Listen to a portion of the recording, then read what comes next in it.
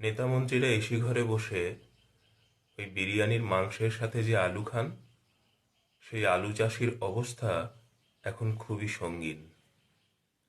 যিনি ওই আলু চাষ করেন তিনি কত করে দাম পাচ্ছেন জানেন এখন আলুর? কেজি প্রতি 1 টাকা। 78 বছর বয়সে একজন কৃষককে আলু চাষ করতে হচ্ছে, এবং সেই আলুর দাম কেজিতে 1 টাকা চাষি পাচ্ছে। আর কিছুদিন পর আপনি যখন বাজারে আলু কিনতে যাবেন, তখন সেই দামটা দেখবেন 20 টাকা পেরিয়ে গেছে, এমনকি 30 টাকা পর্যন্ত চলে গেছে। তাহলে এই মাঝখানে যে দালাল চক্র চলছে, সেটা কিরকম রূপ ধারণ করেছে একবার ভাবুন। দেখুন আলু চাষির কি অবস্থা। খেয়েছেন সকাল থেকে? না না, খাওয়া দাওয়া কোথায় পাবো? দেখুন দেখুন দেখ বাবা দেখ। তাহলে দিদি কি সাহায্য করছে? লক্ষ্মীর ভান্ডার দিচ্ছে বলে কি সাহায্য হয়ে যাচ্ছে? তাহলে দিদি যে চাষ, আমরা যে চাষ করছি, আমাদের না চাষ হলে আমরা কি করে কি করব? সংসার কি করে চালাবো আমরা? সংসার তো চালাতে হবে।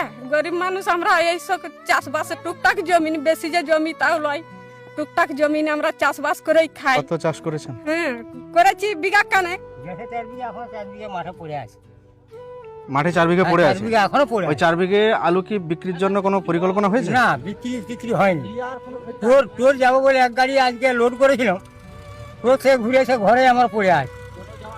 তোরও নেই, মানে স্টোর থেকে আলু ব্যাক করে দিয়েছে? ব্যাক করে ঘুরে এসে মানে 200 বস্তা ঘরে আমার পড়ে আছে, গাড়ি আমার লোড করাই আছে। সেই আলুগুলোর পরিণতি কি হবে? সে তো খারাপ হয়ে যাচ্ছে, না নষ্ট হয়ে যাচ্ছে তো। নষ্ট হয়ে যাচ্ছে? হ্যাঁ, কালকে পরশুদিন গাড়ি লেগেছিল, কালকে রাত্রে ঘুরে চলে এসে ঘরকে এসে আমার ঘরে 2টা গাড়ি দাঁড়িয়ে আছে। দেখবে চললাম, মিথ্যা কথা আমি বলি না। আপনার বয়স কত? আমার বয়স 78 বছর। 78 বছর বয়সে আপনি চাষ করছেন? হ্যাঁ,